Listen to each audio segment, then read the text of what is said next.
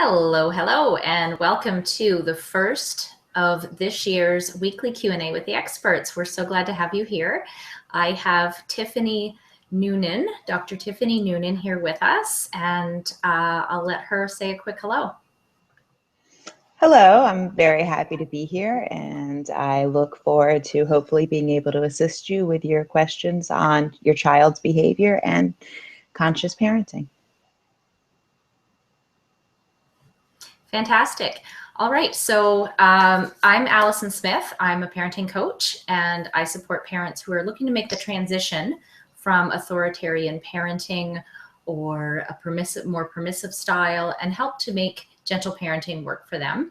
Positive parenting, gentle parenting, conscious parenting, all under that same umbrella of a respectful approach to parenting. So we are looking for questions, and we do have a couple that we can start with here. Just double check to see if we have one on the page at the moment. Okay, so not yet. So what you could do when you ask a question, you can ask Dr. Noonan or myself. You can ask both of us, whatever it is that works for you. So one thing, Tiffanie, that I often hear from parents is how can I teach my child without using punishment? And I'm just wondering if you have a sense of, obviously this is a big question. There's a lot that goes into it, but do you have some quick tips for getting started? Sure, I do. I'll quickly introduce so that people know how it is that I'm coming to this topic. I am a pediatrician with 15 years clinical pediatric practice. However, I'm also a mom, and what I discovered when my children were quite young was that the advice I was giving as a pediatrician was based on dogma and didn't necessarily work and feel good. So I started diving into conscious parenting, took a conscious parenting training course, and found that it was transformational in my family and that my relationship with my children just got better and better. My relationship with myself and the peace and joy in my house was amazing, and felt that the work was so important that I actually chose to leave clinical practice 2 years ago, and I now concentrate my career on helping families with connection. So as crazy as some people think it is, I can tell you that I parent without any punishment whatsoever, no rewards or punishment in our house.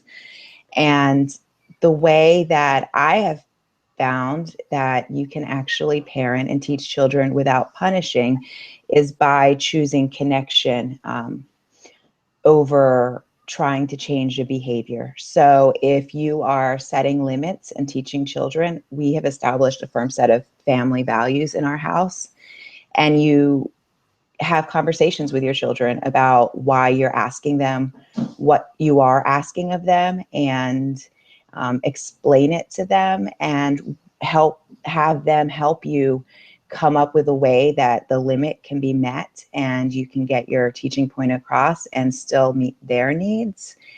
Punishments aren't necessary because connection is met and they naturally cooperate. So we don't need to punish them for not understanding. It's just a sign that they don't quite understand the limit yet, and it gets to be further education and connection.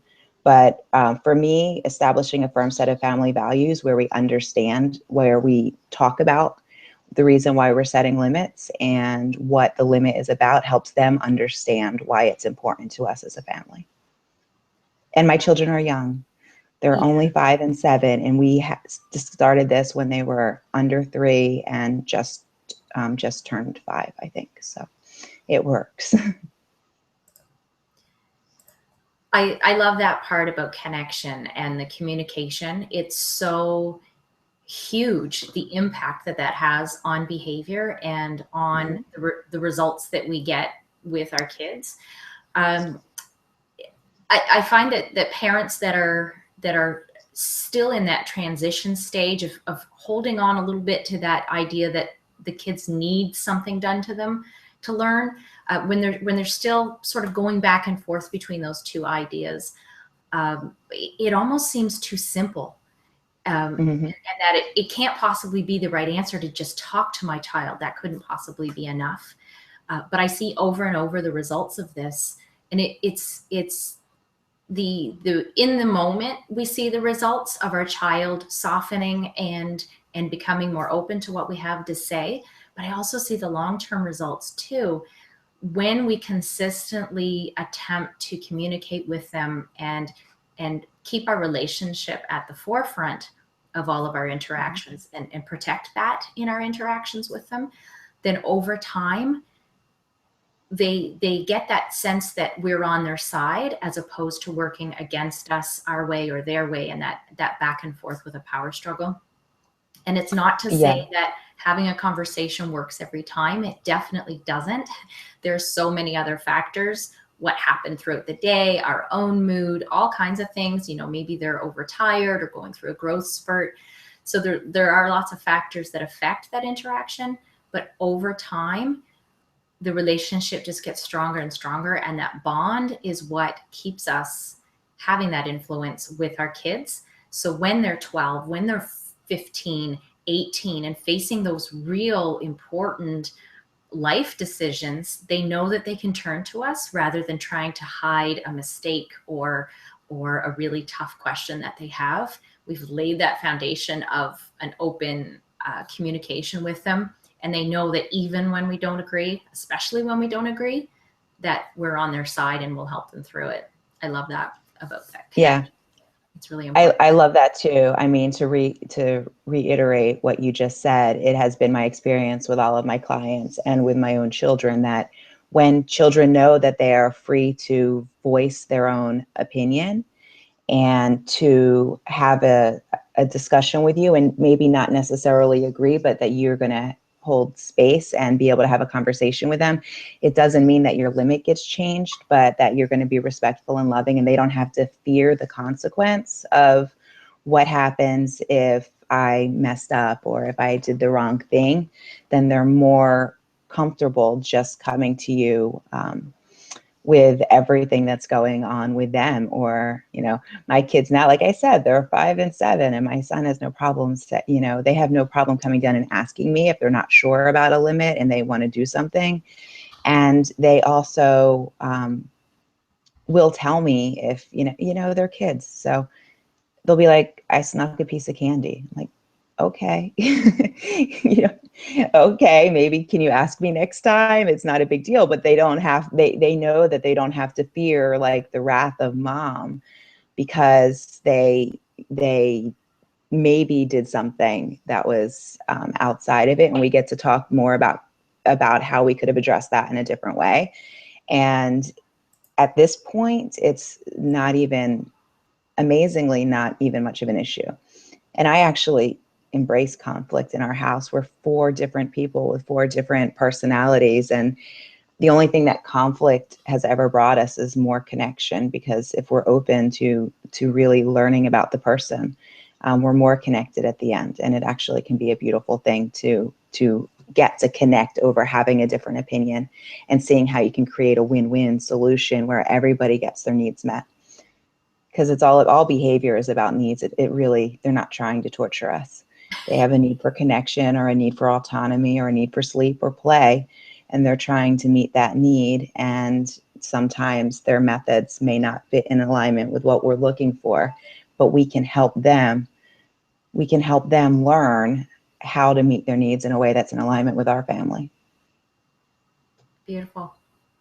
So for any viewers that are there, I'd like to take a moment and just remind you that you can ask a question on the Google Plus event page, or in the No-Spank Challenge event page for this weekly Q&A. You just type it in there, and Tiffanie and I will be checking periodically for the next questions, and we'll answer it here for you.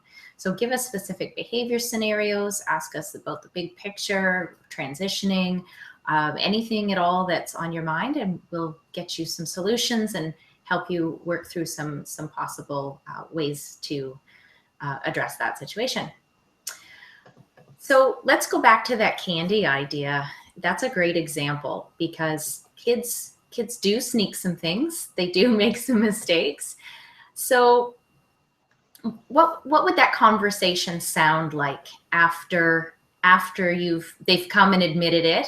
Or actually, let's back up a little bit. And what if you know that they've done something and they're not admitting to it? What would you say? First of all, going back to that candy conversation, the family values that we've established that my children know about are love, respect, integrity, health, and fun. And the only limits we set currently are based on, can be explained based on those limits. So in that particular situation, when my son told me that he was sneaking a piece of candy, I let him know that he doesn't need to sneak a piece of candy. If he wants a piece of candy, he can come and ask me. Or quite honestly, at the time of day it was, he could help himself. But if I had a limit that you need to ask me before you have a piece of candy, that he could come and ask me, because it's not living in integrity, and they understand what that means to be sneaking or lying in our household, and that I am happy to listen to him and talk about whether or not candy is appropriate at that time, but that if he comes and asks me, we can come up with a solution that doesn't dishonor our family values, and that I trust him and that I'm willing to listen to him. So that's the way the conversation went. Now, if they are lying about something, or I know that they're not being truthful, it's important to keep in mind, in my perspective, one, like I said, all behavior is based on trying to meet a need. So if they're lying about something, my first step as the grown-up is to take a step back and not take it personal. So they are not trying to upset me, get one over on me, or any other stories that I may have created in my head about that behavior. They are children and they are going to mess up. I'm a grown up. I mess up. I don't know about you, Alison, but I'm not perfect. We don't want to go there today. I'm not. I sometimes screw things up. I screw things up with my parenting, in my marriage, in my business. I'm a human being. So I also get to see my children as human beings. So sometimes they're going to make a mistake. So if I choose not to take it personally and take a step back and really think about what need might be not being met for them, that's being expressed by this lying behavior. So if someone is lying to me, then I'm questioning whether or not they have a need for connection or a need for safety that maybe I haven't been meeting lately. So as a busy mom with a job, a business, I homeschool the kids and all of that, maybe the past couple of days that I haven't been spending as much one-on-one time with them or connecting with them, and there's a need for connection. Or maybe things have been a little bit chaotic at home and they're not necessarily feeling safe. So for some reason, they're not comfortable coming to me. So I would look at what is underneath of it and really address those needs, rather than trying to force an admission out of them. Because when you feel attacked or you feel like you're on there's a study about this with marshmallows, but you feel like you're on the defensive, they're more likely to shut down. If I'm coming at them from a place of being very authoritarian and you need to listen to me and you must admit what you did. If instead I look at that underlying need and I think, you know what, hey, things have been really chaotic around the house, or we just moved, or they went to a new school and they may not be feeling safe right now, we can create a new zone of safety. I can touch upon those issues, but more importantly, at that most children's age, really just being there for them and saying, hey, I see this is going on.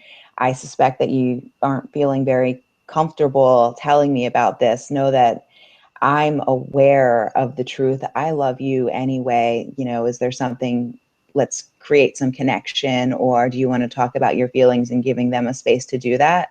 And very often the truth comes out if you even need to dig for it. Like, I also pick my battles. So if our goal is creating connection and giving them the skills to live their lives in a way that's happy and fulfilling, is the end result, me getting them to admit something they did wrong, as important as us connecting over it. And then when the drama of the moment is past, re-emphasizing our family values on integrity and talking about how important that is.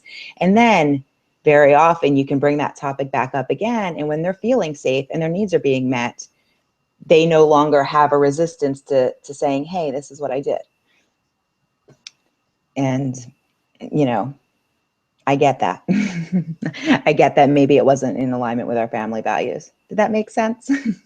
It totally makes sense. And the part around coming back to having that conversation and looking at the bigger picture of how your family operates is an important piece that we sometimes miss, especially when we're operating under the assumption that we need to do something to our children to teach them. We do the something hoping that will work, but we never go, well, sometimes we go back to it. But that's one of the most important pieces, in my opinion, is the reflection later, the conversation after the debriefing. Okay, so that didn't go very well. What could we do differently next time? How do you think we should solve this? What do you see was the problem? What do you see are the solutions? And I find that's really empowering for kids. It may not fix it the next time, but we're planting seeds that are going to grow over time, that they start to become more reflective themselves as they're able physiologically and emotionally to do so as they grow. And that reflection is such a powerful gift for kids as they move through life. I don't know about you, Tiffanie, but growing up, that wasn't something that our family did. We just did our thing and then we moved on. Sometimes we didn't talk about it at all. So this idea of reflecting and coming back to it after the fact makes such a huge difference in not just our kids' behavior, but setting them up for a life that they can feel in charge of and able to create in a way that they really want. Yeah, and I have a fun way I'll share with families that I like to go back and do this reflection. Now, when you're talking about older children, one, you have a bigger time frame, right? So if you and your teenager had a bit of a blowout, you might be able to give it a day or two and then go back and reflect on it because they're still very aware of it. With younger children, your window of opportunity is a little bit less, but it's not always just using our words when they are, say, 3, 4, 5 years old, but there's ways that you can do it that are fun and interactive for them. So one of the ways that I really like that I help teach families to do that reflection is make a book with their child. Now, this does not mean you have to become like some crazy artist and it's this crazy thing, but stick figures. And literally 4 or 5 pages, write out, with stick figures, kind of the incident of what happened and how it happened. Let them help you fill in the words and then say, and how could this have been done differently? Like, how could it have felt better? And have them help you make this book. And that's something that you then can read to them at other times and that they can go back to and look at. And the lesson gets carried on in a way that's kind of fun and kind of creative. And you're getting outside of the box and just talking to get them really interacting with you to tell a story of how it could have gone differently or how it could have gone differently. So for younger children, I find that really works pretty well. And then you get to pull that book out, once a week or whatever. And it's something that they have. And like, maybe I have latent artist tendencies that I have yet to discover, but I will say that right now, I'm not an artist. These are stick figures. But, if say the kids are having a fight and I can go back and say, okay, what happened here? This is and what did Brian say? What did Jack say? What ended up happening? You guys had a fight. Okay, how could this have happened differently? And they will tell me, I could have asked, I could have said, please, we could have taken turns. And we write that into the story as a teaching point for how it can be in alignment with our family values. That's a great tip. Yeah, like reflection via creativity and making a book. So you're still kind of playing with them because kids play. It's one of their needs. If we can meet them where they're at, that's where they're learning, through play, not through lectures. Right.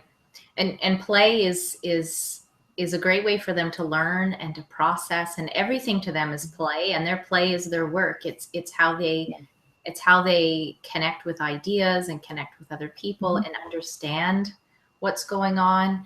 It's so fascinating to watch kids at play when they're absorbed and we're a fly on the wall, just to see the number of processes that are going on while they're playing. Yeah, it is. You can reenact things with their stuffed animals too. And really, they have a fight, and then they solve it, and then you say, yes, they're picking up some of the good things that I say, not just bad. Exactly. Yeah, it's really rewarding to see that when that happens. Let's talk about older children a little bit. So one thing that parents sometimes talk about in the elementary years is friend issues. And what do you hear a lot about friend issues that parents have some concerns with? The most common, many disagreements between them and their friends? Is it more about the emotional processing? I was going to say both of those. So I have parents that come to me with concerns that they're fighting with their friends and not necessarily getting along the way the parent thinks they should, because a lot of times we need to look at our own perceptions of how those relationships should be working themselves out. Right. So often it is about our own expectations, isn't it? Our own expectations. And then the second one I get is parental concern about the influence that their friends are having on their child's behavior. So those are sort of the two things I hear when people are talking about friends. So on the first one, the first important part is to look at your own expectations of what that relationship should look like. So, and let go as best you can. The more you dive into reflecting on your own thoughts or your own processes, the easier it is to let go of what you think a childhood friendship should look like, or what it looks like their behavior should look like. Because very often what I find is that parents have their own judgments about the way their child is behaving or about the way the other child is behaving, and they intervene before there's ever any true conflict between the two children, and not allow the children to really work it out on their own. So if your child tends to be directing the show, and in your head, you've created a story that, great, I'm raising a bossy kid, they're telling people what to do, nobody's going to like them. And you go into this whole story of foretelling the future based on your own perceptions that have nothing to do with the reality of the situation, then you're going to be anxious and you're going to have a tendency to want to intervene. And instead you get to breathe and say, is it really true that my child directing the show is a problem if the other child isn't having a problem with it right now? If they're not actually saying, hey, don't tell me what to do, right? Because the children are empowered with each other to actually learn how to communicate. And that's one of the ways that they learn how to have interpersonal relationships, is to interact with their peers, to have conflicts with their peers, to work it out without you having to navigate the way that it should be. And if you allow them space to do that, they will get angry, have a fight, stomp off, do whatever they're going to do to have their emotions, and usually in 5 minutes be back to being best friends without us having to step in and give them a lecture about their behavior. And that's how they're really going to learn, by having those interactions and saying, wow, it doesn't really work very well when I tell my friend Johnny that he needs to do exactly what I say. Then I end up with that Johnny doesn't want to play with me. I mean, that's how you learn. We learn by having those. Plus, like I said, if you got your own story about what this means, what it means that your child's doing that's your own issue, and that you get to look at that, because your child is their own person and they will exhibit their own personality. And that's something, I struggle with sometimes. My son will be telling a story at the park and I'm like, what are people going to think, but no, it's his personality, and he's talkative and he's excited, and, he thinks it's cool that, he is 7 and he likes coffee. He's had 2 sips of coffee in his life, but he likes coffee. And then he'll go tell random strangers, I'm 7 and I like coffee. And I'm like, we homeschool and that means I have more time for TV. Uh, maybe that's not, but that's my own, like, what do I care what these people think? Why is that bothering me? I really get to look at how it might affect me. And allow them to have their relationship. And when they do have conflict and they're feeling sad, then we can talk to them about how they can work out that conflict without us having to get in the middle. I have 2 boys. They're less than a year and a half apart. They don't always get along. I mean, it's basically like having a peer relationship right here in my house. And I have taught them that it is not my job to mediate, because then mommy's going to always be wrong, right? Like, I can't pick sides. I wasn't involved in the situation, but we can sit down and I can say, so Jack, I see that you're feeling upset. Do you want to tell Brian why you're feeling upset?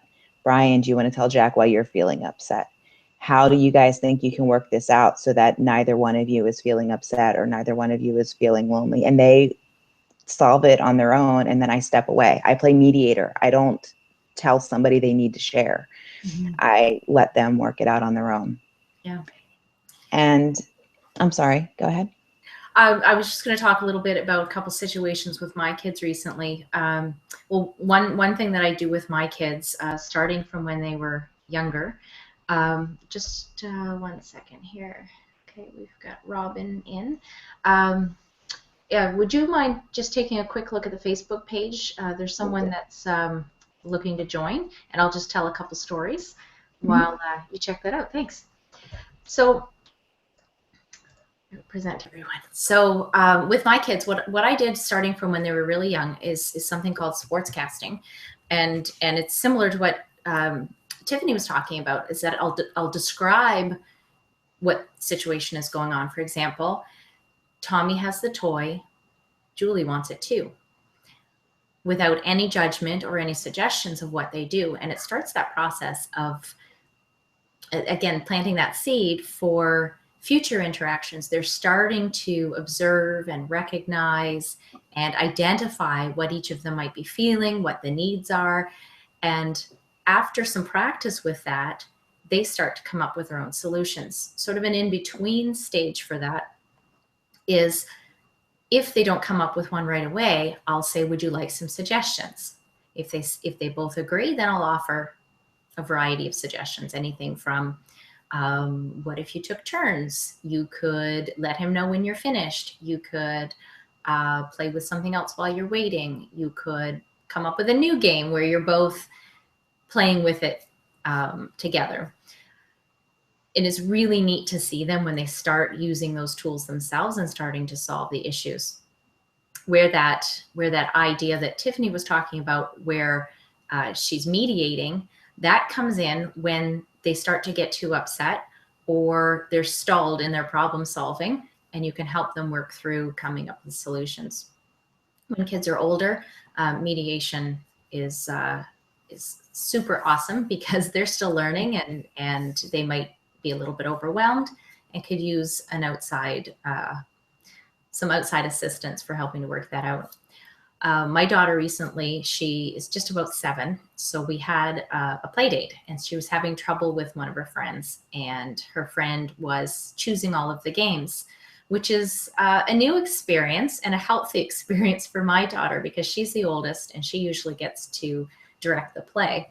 So I was wondering in my own mind if that had more to do with her just not being used to following someone else's lead and that give and take, or if maybe there was something more to it. So we had a talk. I helped her with her feelings, identified that I understand where you're coming from. That sounds frustrating, and just reflected back to her, which was helpful. It still didn't solve the problem, which she let me know about by coming back to it again and again. I didn't get to choose mine. Last time I was at her house, I didn't get to choose my choice. She's now here. I'm still not getting my choice, but it's my house and I should have the choice. So I helped her come up with some ideas for talking with her friend, and she wasn't feeling comfortable bringing it up with her friend on her own. So I was there with her and helped mediate that conversation. It was nice because her friend's mom was there too. So we helped them both out. But like Tiffanie said, it took a few minutes. They said their piece, they had a moment, and then they were off and they were able to play again. And not just solving that one issue, but we've given them some skills for the future, because this won't be the last time that she'll be having a concern with a friend, for sure. Sounds awesome. I'm going to check a couple pages here to see if we have some more questions. Yeah, I'm trying to see what that viewer was seeing. I don't know why clicking on the Hangout, she wouldn't be able to see the Hangout live. We have a couple of viewers in, so some of the technology is working, obviously. We can, I mean, I can send her an invite and have her pop up here if she wants to ask a question. We can get her live. So I'll see if we can do that. Okay, and I'm just checking the other page for questions. Just a moment. Okay, so another question that I often hear is with the little ones. I tend to get a lot of clients and viewers who want to know more about the age 1 to 5 and 6 range. So one thing is about biting and aggression. And parents are really concerned, not just about their own child getting hurt, they're also concerned about their child hurting someone else, whether that's another child or a friend at daycare, whether it's a sibling, maybe there's a bit of aggression toward the parent themselves. They're concerned not just in the moment for someone getting hurt, but they feel burdened with this idea of, what does this mean for my child for the future? Is my child going to be one of those kids that the others avoid? Are they going to be having problems socially because of this aggression? And in our own minds, we're just going way out there, and we're worried about the really big picture. And what about when they're 14 and they're still aggressive, and what's going to happen to my child? Sometimes it's just, this is a frustrated 2-year-old and they're physically expressing that frustration.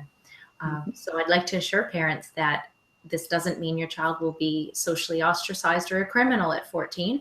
It's very normal that this happens at this age. And I'm sure, Tiffanie, you've got lots of tips as well. I'll mention one or two first. One is looking for the need that is behind that behavior. Is the child overtired? Are they overstimulated? Are they bored? Are they frustrated? Are they feeling disconnected? All of those reasons could be very good reasons for biting. Could be something as simple as teething as well, and their mouth is just sore and they need something. So looking for what might be driving the behavior, addressing that.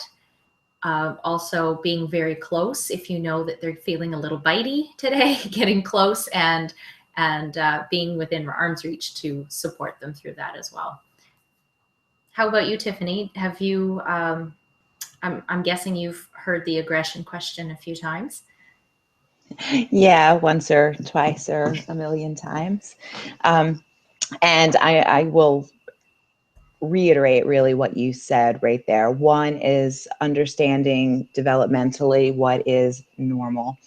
So children under the age of 3, biting may be a normal behavior for them, expressing their needs, or kind of getting a feeling out that they don't have a better or a more quote unquote socially acceptable way of expressing. So rather than, I mean, yes, you can say, ouch, don't bite, biting hurts, but really for you to be the investigator and to look underneath of the behavior to see what the need is, so that we can intervene prior to them getting to that point. So if their biting behavior happens to be happening in the afternoons, and you know that they haven't been napping, it could be a sign that they have a need for sleep, or that they're hungry. Like Alison said, teething in general, and that's an easy place to intervene, is by giving them something that they can bite on. So the hard chewing things, or letting them know that they can bite something else. And then if there's a need for safety or security, especially as they start to get older, if they're not feeling for any reason particularly safe or secure, we all have a basic human need to feel safe. That may be their way of outwardly expressing that feeling. So if you get curious, love curiosity, that's really the key to all this connection, is for us to remain curious about what we can learn. If you get curious about their behavior and what may be underneath of it, the answer may become very evident. So if they're in a new daycare, or if they have a new daycare provider, or if you've recently moved, something's changed, and they may not be feeling as secure or as connected, creating habits at home, or creating a, security routine where you help them establish feeling safe or secure, a little extra one-on-one time, or reading to them, or extra cuddling time, and really getting for them to get to know their caregiver at the daycare. You may find that the biting stops once their need for security and their need for connection has been met. Were you able to help that? She wasn't responding to me. No, I haven't. I haven't been able to reach her. Let's talk a little bit about connection. When we're in the thick of it and things are going on, and our children's behavior isn't what we want to be seeing. Maybe they're saying no. Maybe they're having one of those days. What's a quick way to shift gears and just let them know that we're there for them? I missed the beginning, when you can just tell that, like, the day isn't going their way. Pretty much. Yeah. So what's a quick way to reconnect when we're in the thick of things? For me, what I have found works really well with my family, and what works with clients, is to sort of have in our tool bag what I call sensory tools that we know sort of help us calm down. If you think, I'm going to get into brain science here, but if you think about our brain, we have our lower level, fight, flight, reptilian brain, fight, flight, or freeze, that basically is there to keep us alive. Then we have our middle center of our brain, which is our emotional center, which is where children live most of the time, younger children. And then we have that higher brain, which is rational thought and problem solving and all those things that help us be able to have these conversations. So if we're in the thick of it, you can imagine if it's a younger child, they're already not in that frontal part of their brain. They're not thinking from there. They are emotional. So we get to accept that that's a normal part of who they are. As adults, we can shut down our rational thinking brain and also kind of get into the tussle with them. And then when you've got two people all emotional, things can be a little frantic. When we start to notice that happening, if we've been curious ahead of time about what it is that, one, helps us come back to grounded and helps us calm down. So I suggest a sensory tool to do that. And everybody is different. It could be your sense of touch, hearing, sound, sound, touch, taste, whatever the case is. For me, it's movement. So if I am finding myself getting caught up in a drama or dramatic situation with my children, if I take some slow, deep breaths and take a quick walk, it helps bring me back to that rational thinking part of my brain, where I can then engage with them from an empowered place rather than from an emotional or a fight, flight, freeze response place. But the same thing also works for children. So if you pay attention to what your child does to calm themselves down. My younger child is very tactile. He has a pillow that he likes to pick on.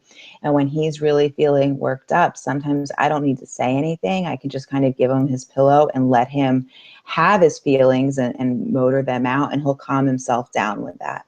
I've had clients who have found that their child really calms down with certain fragrances, and they just smell something, or they calm down with movement. So they'll motor, they'll encourage their child to jump up and down or stomp their feet, and that really helps bring them back to a place of calm. So when things are just starting to feel like they're getting out of control, having those tools in your tool belt, and it takes exploration and figuring out what works for your family to do that. Really, for us, the key is for us to know how we can stay out of just reacting and then respond, and allow our children to then go through their process of feeling their emotions without us taking it personally. And sometimes just saying to them, especially when they're older children, hey, things aren't going so well right now. I'm not feeling great about the interactions we're having. Want to do a reset? Like, let's take a deep breath. Let's close our eyes and breathe and count to 10, and then say good morning all over again and start this day over, and kind of make it a little bit of a fun way to reset it. But remaining curious about what works for your family. None of this is necessarily going to be a quick fix for everybody, but learning about your children and learning what works for you.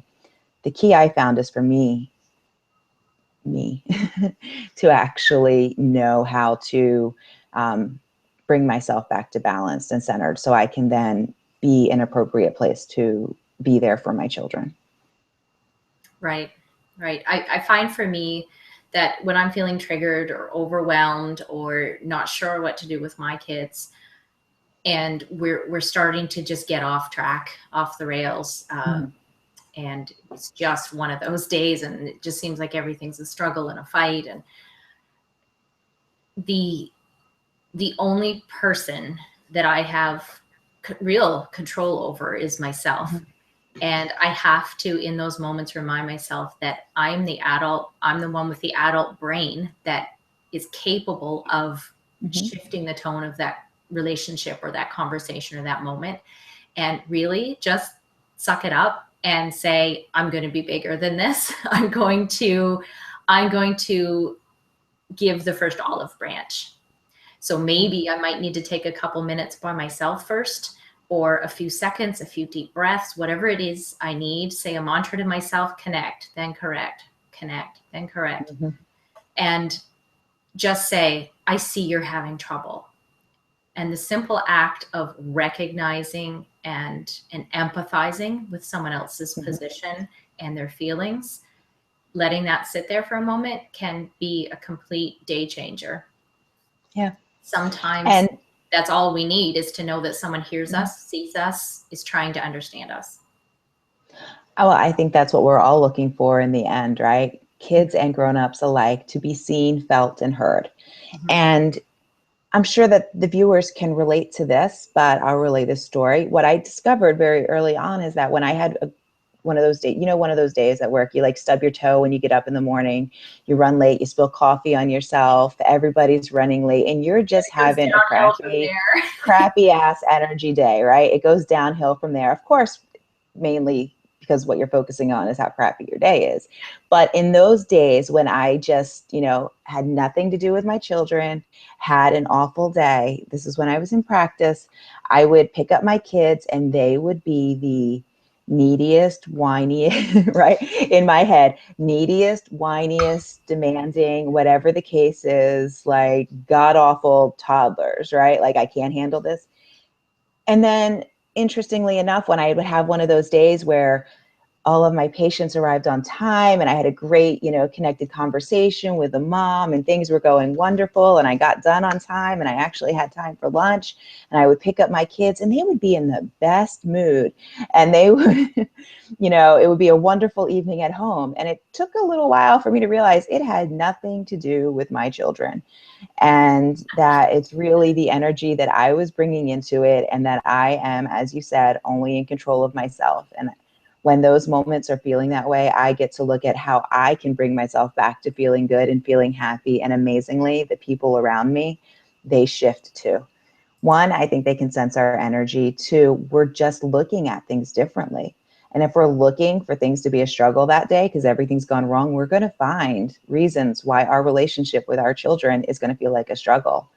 And if we're looking at it saying, we know this is awesome and we got this, we're going to find all the reasons why it's awesome and why we can connect. The way we view the world, I'm going to get philosophical on us here, but we see in the world that which we're looking for. If I ask you to look around and see everything orange, You will be amazed at the number of things that you will see that you never noticed before that are actually orange. Like every orange thing will pop out at you. Because when you look for something, you will see it. And it's no different if you're looking for a reason that your children are bad or why they're hard to handle or why being a parent is hard. You're going to see all those reasons why your children are hard to handle or whatever. And if you look at your environment and you say, I'm going to look, I'm going to see where I can see peace and connection and how we can create happiness, then you're going to see all the opportunities for peace, connection, and happiness. You're going to see what you look for in your life and in your children and in your spouse and in your job. I find that so related to the idea of gratitude. It's all about just focusing on the moment and the good things in the moment. And over time, that shifts the way that our brain focuses on the world, where we start to look for those beautiful moments, however brief some days, and those build up, and over time we feel happier. Yeah. We worry less. I would agree. Less guilt about the past. It's all about the moment and that connection that we have, and the way the light shines on our little one's head while they're sleeping, or whatever those moments are that we find special, can really shift everything for us. Yeah, and then you start to realize that the past was perfect because it got you to that present moment, and no matter what it was, it really brought you to that perspective. So it got you where you are today, and there's no reason to judge it or look back on it with, oh, it could have or should have been better. It just was as it was, and if you can live in the current moment now, you get to create the reality that you desire, that you want. We all do truly have that power. Right. And for some parents, that seems almost impossible. That vision that you've described, they're so overwhelmed by the challenges in their life at that time, or the bad things that have happened to them. And bad things do happen. We can't wish those away. So where's a good place to start to see that glimmer of hope that, yes, maybe it is possible for me to look at things differently, to be gentler with my kids, to create this relationship with them that these people talk about. It sounds like they have easy kids. Like, how do we help those parents that just feel like they've been handed a rough deal? Okay. And how can they get started? As far as just having easy kids, I got started on this because I was the best parent in the world for 16 months because my oldest son was just kind of go with the flow, right? So when you don't have any struggles, then you're an amazing parent. And then my second son was born, and he is a whirlwind of emotions and energy and was tantruming. And I remember one time I videotaped him having a tantrum for 20 minutes just because I didn't know what else to do. And I wanted to be able to justify to my husband why I was a basket case by the time he got home, right? Like after a day of work. And then I'm like, listen, I don't, and you need to know what I'm living here. Yeah. And that was after I'd seen 40 patients in the office. It was just one of those days. And at the time I didn't have the skills to know how to be there for him. And I was just exhausted myself and not taking care of myself. And that's the interactions that we were having. So as a glimmer of hope, when I started actually looking at my triggers and really learning how to communicate differently with my children, when I didn't know that it would be possible, like I get being overwhelmed. I was the medical director of a busy practice. I was working full time. My kids were in daycare. I had 2 young children, 16 months apart. They were toddlers at this age. It really felt overwhelming to me.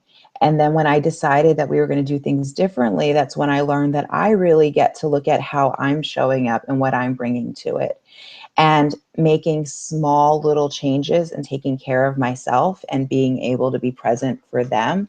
So no longer playing the martyr. Like I got to create time, even if it was 10 minutes in the morning, to meditate, to put myself in a better state of mind, or to take a walk for 5 minutes where I got to clear my head and take care of myself, and just make sure that I was doing tiny little steps in taking care of me, then I was better able to be present with my children. And from that position, the connection started to increase. And it wasn't overnight, but honestly, I stopped yelling within 2 weeks of actually starting to look at my own stories and what was triggering me rather than judging my child's behavior. And my son stopped tantruming at the age of 2.5 and started telling me he was feeling frustrated um, within like 6 weeks of starting to do this work. So, you know, when you're feeling overwhelmed by it all, taking that deep breath and being willing to look at what it is that's triggering you.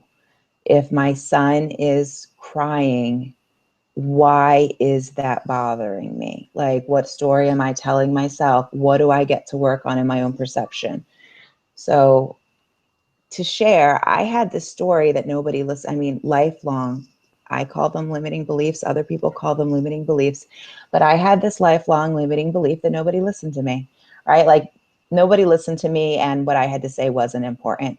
It wasn't true. It was based on my own perceptions. This is not blame of my parents. It was my own perceptions of things that happened to me that I had just kind of created this belief. And I started to realize where this belief was showing up in my life. So why was I yelling at my kids? I was yelling at my kids because I would ask them to put on their pajamas and I was tired and they wouldn't listen, quote unquote, they wouldn't listen. And all of a sudden, nobody ever listens to me. Nothing I say is important would be triggered in me. And then I would be upset that it was sort of validating and proving to me my greatest fear that nobody listens to me. That was, pardon the language, a bullshit story. So I got to, once I started to recognize that story, simply start to recognize that feeling and say, wait a minute, this isn't about me. It's not true. People do listen to me and my voice can be heard. And how can I communicate with them so that they do hear me? So rather than, yelling at them from down the hall, put on your pajamas, and then getting angry that they didn't listen, I could go in, kneel down, put my hand on their shoulder and say, hey guys, it's almost time for bed. Would you mind putting on your pajamas and then we can play a little bit more? Now my children can hear me, they listen, and I'm not being triggered by some goofy story that I was letting run the show in so many different areas in my life. So the issues we have with our children's behavior very often is just a little sign, big sign, big sign of what we get to look at in ourselves to help bring ourselves more peace and joy. Because once I got that, to let that feeling go, and it's not an overnight process, and it still comes up sometimes, and usually with my husband, not with my children anymore. Oh, so much comes up. Yeah, yeah. Yeah, it's a whole different dynamic. Affects the kid, what you're doing with the kids, and the kids affect the spouse. Oh yeah. Yeah. That's a whole other call we could talk about. But when I got curious about what it meant for me, it no longer was a triggering behavior for them. And their behavior shifts when I'm not looking for it to be creating that. Once I've worked that out in my own head, it's no longer an issue. And believe it or not, their behavior shifts because we learn how to communicate better. We learn to meet them where they're at and no longer look for those stories to prove to us how unworthy we are or how out of control we are. Right.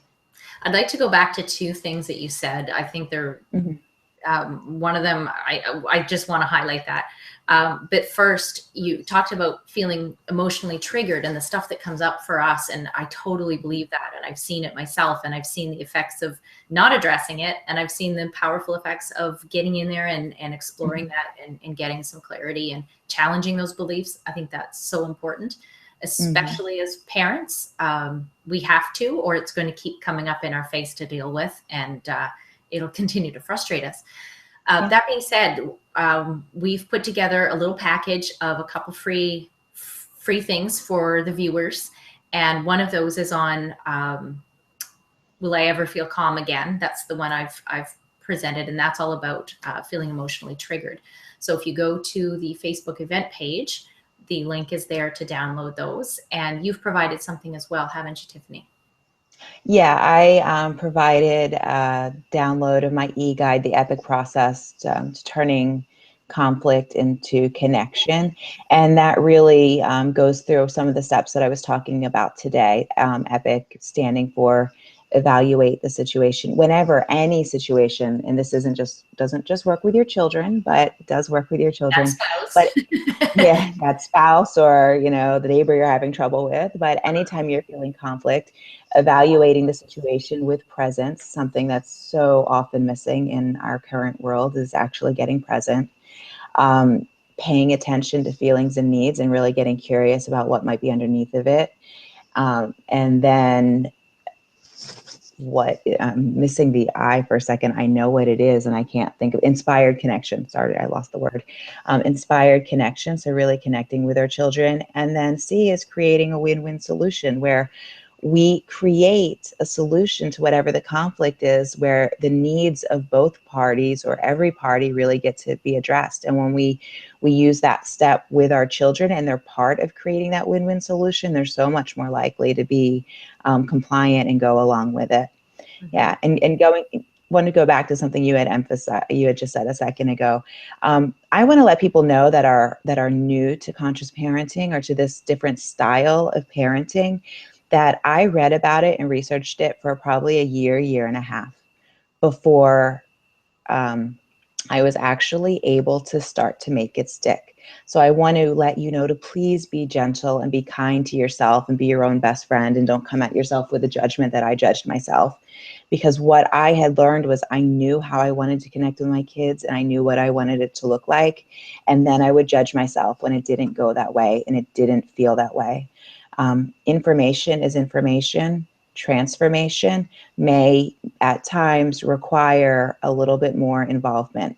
I was not able to shift in my family until I had somebody who looked at me and said, I hear you saying something underneath that you're not actually seeing.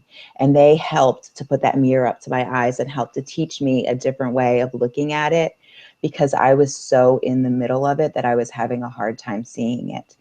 So I'm sure Alison feels the same way. Check out the e-guides, but reach out if there's a question, or reach out if you're looking for additional support, because it is possible.